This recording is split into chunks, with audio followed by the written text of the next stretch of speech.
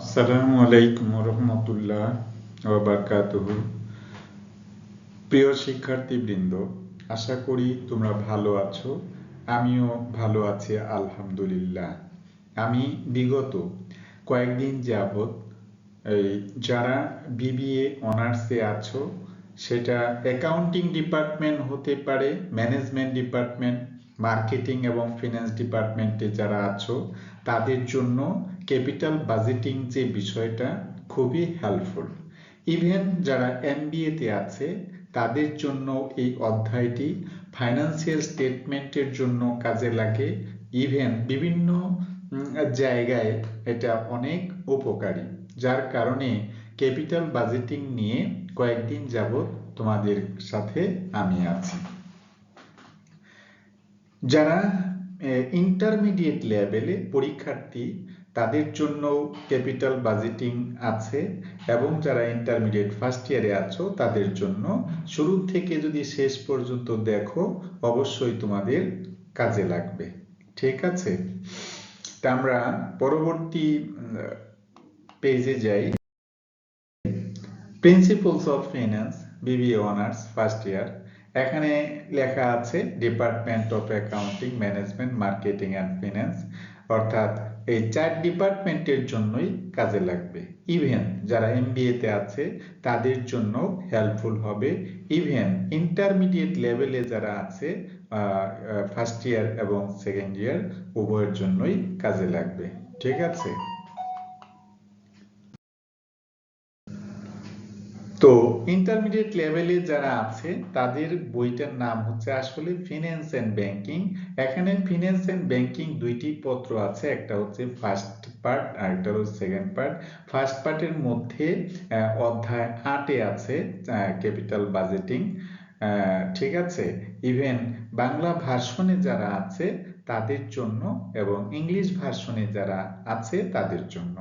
যারা আমি আমার স্লাইডগুলো সব ইংরেজিতে করা, এটা শুধু বাংলা করে নিলেই হয়ে যাবে। ঠিক আছে,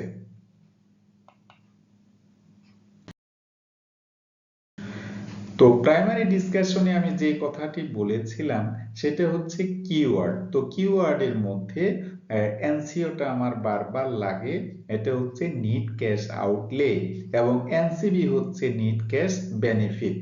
প্রিয় শিক্ষার্থীবৃন্দ, এনসিও মানে হলো যে আমরা প্রাথমিকভাবে কোনো একটা প্রতিষ্ঠান থেকে যে পরিমাণ টাকা অন্য কোনো প্রতিষ্ঠানে আমরা বিনিয়োগ করে থাকি, অর্থাৎ এই বিনিয়োগকে কেউ কেউ ইনিশিয়াল ইনভেস্টমেন্ট বলি, আবার এনসিও বলি, আবার সিএফও বলা যায়, অর্থাৎ সিএফও অর্থাৎ হচ্ছে ক্যাশ ফ্লো আউট। অর্থাৎ ক্যাশ ফ্লো আউট হচ্ছে আমাদের যে পরিমাণ টাকা বহির্গমন ঘটে।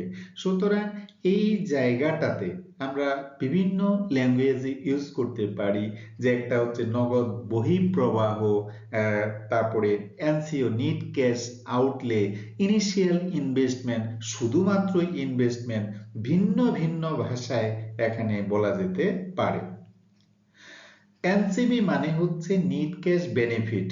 তো গত ক্লাসে তোমাদেরকে আমি বলেছিলাম যে এখানে প্রজেক্টকে মূল্যায়ন করার জন্য কোনো একটা ব্যবসায়িক প্রতিষ্ঠানের ডিসিশন মেকিং করার জন্য অথবা ডিসিশনকে তৈরি করার জন্য এখানে অনেকগুলো মেথড আছে। আর সেই মেথডগুলোর মধ্যে আমরা বলেছিলাম যে একটা হলো ট্রেডিশনাল মেথড।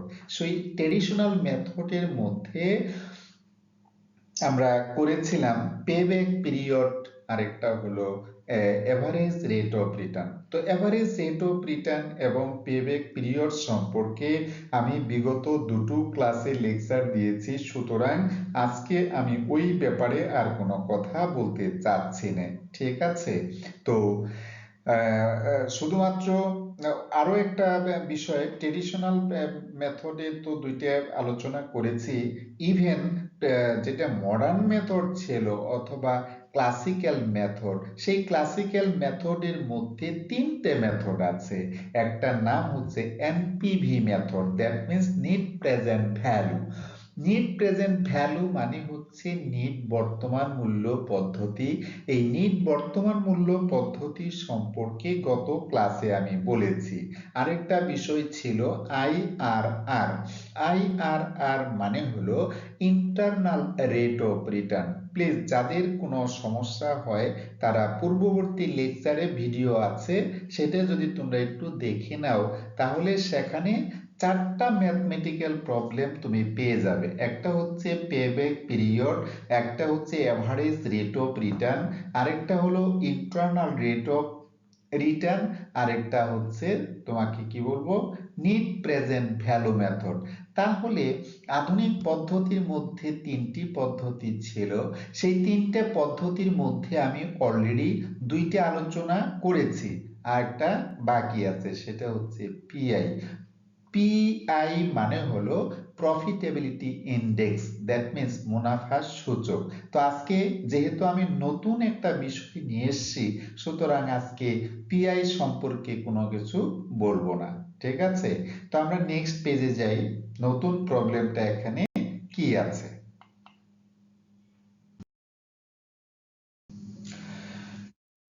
প্রিয় শিক্ষার্থী বৃন্দ, একটু দেখো এখানে যে নিউ প্রবলেমের মধ্যে কি দেখো তো একটু। নিউ প্রবলেম যে very often NCO is not given in the question and then we have to find NCO. তার মানে হলো অনেক অঙ্কের মধ্যে এই এনসিও কত, that means net cash outlay কত, এই জিনিসটা দেওয়া থাকে না। as per not given in the question at the time we have to find out NCO or need cash outlay। তো need cash outlay নির্ণয় করার জন্য আমরা একটা ওয়ার্কিং নোটের মাধ্যমে বিষয়টা দেখে থাকি, ঠিক আছে? তা আমরা নেক্সট পেজে একটু যাব।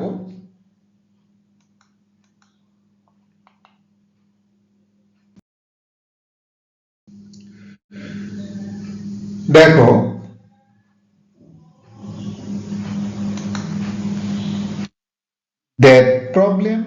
that problem and solution এখানে কথাটি বলা আছে। তোমরা যদি একটু দেখো তাহলে আমরা কি দেখতে পাচ্ছি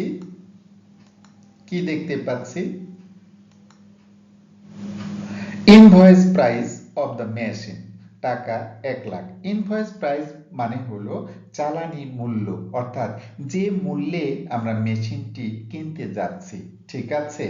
এরপরে দেখো কি আছে, ফ্রেইট অ্যান্ড ইন্স্যুরেন্স টাকা 20,000 টাকা। তার মানে যে মেশিনটি আমি ক্রয় করেছি সেটা বহন করে আনতে জাহাজ ভাড়া লেগেছে 20,000 টাকা।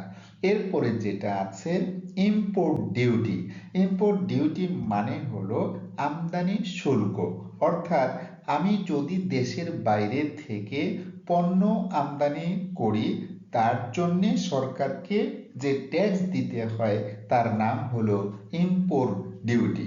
প্রিয় শিক্ষার্থীবৃন্দ, আশা করি বুঝতে পেরেছো। তাহলে invoice price of the machine 1,00,000 টাকা, ফ্রেইট অ্যান্ড ইন্স্যুরেন্স হচ্ছে 20,000 টাকা, ইম্পোর্ট ডিউটি হলো 30,000 টাকা। এরপরে বলছে ক্যারেজ অ্যান্ড ইনস্টলেশন। তো ক্যারেজ অ্যান্ড ইনস্টলেশন বলতে বোঝাচ্ছে যে বহন খরচ এবং মেশিনটি যে মাটির মধ্যে অথবা যেখানে আমি রাখতে চাই, এই যেখানে রাখতে চাই সেই জায়গাটা রাখার জন্য যে ব্যয় তার নাম হচ্ছে ইনস্টলেশন চার্জ অথবা ইনস্টলেশন খরচ। তাহলে ইনস্টলেশন খরচ এখানে কত আছে, 25,000 টাকা। এর পরের যে লাইনটি আছে সেটা হলো এস্টিমেটেড লাইফ 5 ইয়ার্স। শিক্ষার্থী বৃন্দ, এখানে এই 5 ইয়ার্স কিন্তু কষ্টের সাথে জড়িত না, অর্থাৎ তুমি কি ভাবতেছো যে এই 5 ইয়ার্স কি টাকার সাথে যোগ হবে? নো, এখানে তো দেওয়া আছে বছর আকারে, তো বছর টাকার সাথে কি হবে না, যোগ হবে না। এটার জন্য আলাদা একটা ফাংশন আছে, যে ফাংশনটা আমি পরবর্তীতে আলোচনা করব। তো এখানে এই প্রত্যেকটা আইটেম পুঙ্খানুপুঙ্খভাবে বোঝার জন্য কথা একটু বেশি বলতে হয়। আর যদি না বলি তাহলে কিন্তু তোমাদের বুঝতে প্রবলেম হবে।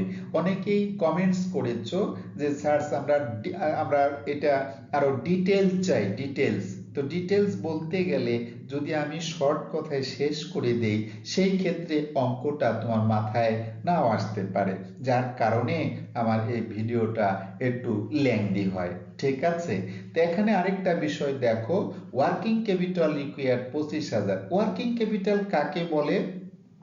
ওয়ার্কিং ক্যাপিটাল হচ্ছে কোনো একটা বিজনেসকে পরিচালনা করার জন্যে, অর্থাৎ কোনো একটা বিজনেসকে সামনের দিকে এগিয়ে নেওয়ার জন্যে যে পরিমাণ টাকা সবসময় হাতে রাখতেই হয় সেটা হচ্ছে ওয়ার্কিং ক্যাপিটাল। ঠিক আছে, আসলে ওয়ার্কিং ক্যাপিটাল বলতে আমরা আরো একটা রেশিও অ্যানালাইসিস যে তোমাদের করেছিলাম, সেখানে বলছিলাম যে কোনো একটা ফার্মের অথবা কোনো একটা ব্যবসায়ী প্রতিষ্ঠানের কারেন্ট অ্যাসেট যে পরিমাণ টাকা থাকে সেই কারেন্ট অ্যাসেট থেকে কারেন্ট লায়াবিলিটি বাদ দিলে, অর্থাৎ when we current liabilities deducted from current asset then we call working capital। ঠিক আছে, তো ওয়ার্কিং ক্যাপিটাল হচ্ছে জাস্ট বাংলায় যদি বলি কার্যকরী মূলধন অথবা চলতি মূলধন। প্রিয় শিক্ষার্থী বৃন্দ, কোনো বইয়ের মধ্যে দেখবে চলতি মূলধন লেখা আছে, আবার কোনো বইয়ের মধ্যে দেখবে যে কার্যকরী মূলধন লেখা আছে। আসলে that's the distinction between working capital and liquid capital. Sorry, working capital বলতে আমরা কি বলছিলাম যে একটা হচ্ছে চলতি মূলধন আর একটা হলো কার্যকরী মূলধন। আসলে চলতি মূলধন হলো কি, আমরা কি বলবো, কারেন্ট ক্যাপিটাল। ঠিক আছে, আরেকটা হচ্ছে ওয়ার্কিং ক্যাপিটাল। আসলে চলতি মূলধন যে কথা, আবার তোমাকে কার্যকরী মূলধন একই কথা। ঠিক আছে, সুতরাং এই দুইটার মধ্যে কোনো পার্থক্য নেই, শুধুমাত্র নামে পার্থক্য। আশা করি বুঝতে পেরেছো। এরপরে যেটা বলা আছে সলভেজ ভ্যালু। আর সলভেজ ভ্যালু দেখো এখানে 50,000 টাকা আছে। সলভেজ ভ্যালু মানে হলো ভগ্নাবশেষ মূল্য। সলভেজ ভ্যালু মানে হচ্ছে অবশিষ্ট মূল্য। সলভেজ ভ্যালু মানে হচ্ছে আমি কোনো একটা মেশিন অথবা কোনো একটা সম্পত্তি ব্যবহার করার পরে যে দামে বিক্রি করে দেব, অল্প দামে বিক্রি করে দেব, ওই বিক্রয় মূল্যটাই হচ্ছে আসলে সলভেজ ভ্যালু। এই সলভেজ ভ্যালুটাকে আমরা বিভিন্ন নামে ডাকতে পারি। কোনো একটা ম্যাথে দেখা যাবে রেসিডুয়াল ভ্যালু থাকে, রেসিডুয়াল ভ্যালু, সলভেজ ভ্যালু। ঠিক আছে, এরা আসলে একই জিনিস, নামে ভিন্নতা থাকতে পারে। তো এখানে বলল কি ক্যালকুলেট নিট ক্যাশ আউটলে, অর্থাৎ কি পরিমাণ টাকা আমার ফার্ম থেকে আমি বাহিরে বিনিয়োগ করেছি। ঠিক আছে, তো এটার একটা সলিউশন আমরা দেখব।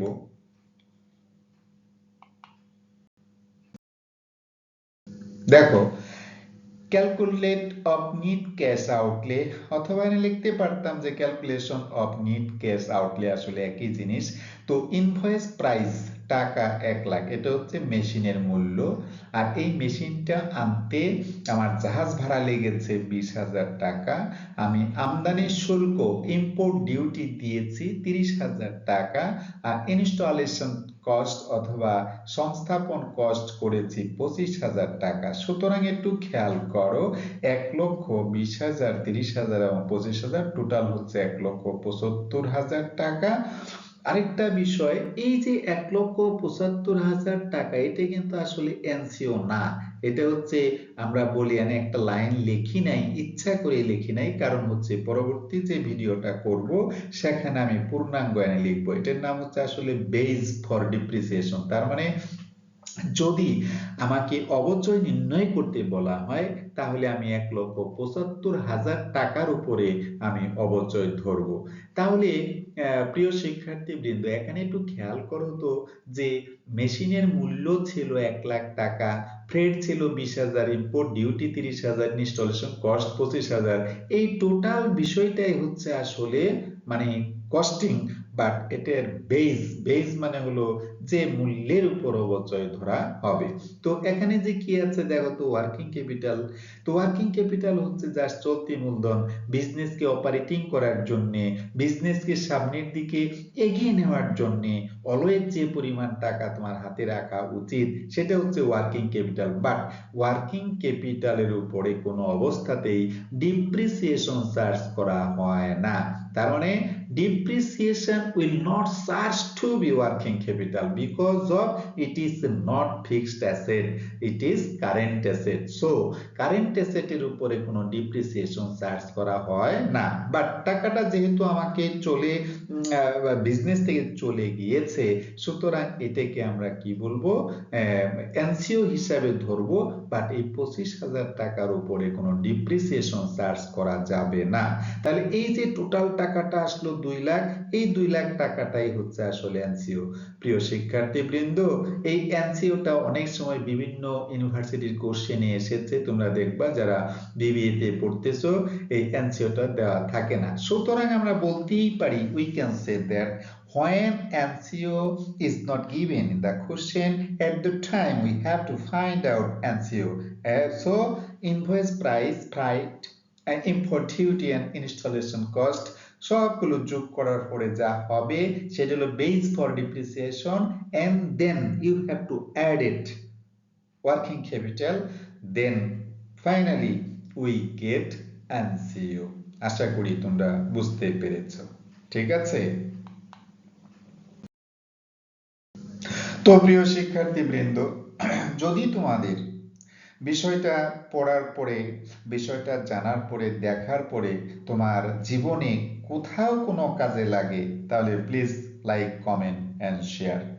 সে পর্যন্ত যে যেখানে আছো সুস্থ থাকবে, ভালো থাকবে এবং নিরাপদে থাকবে। আসসালামু আলাইকুম ওয়া রাহমাতুল্লাহ ওয়া বারাকাতুহু।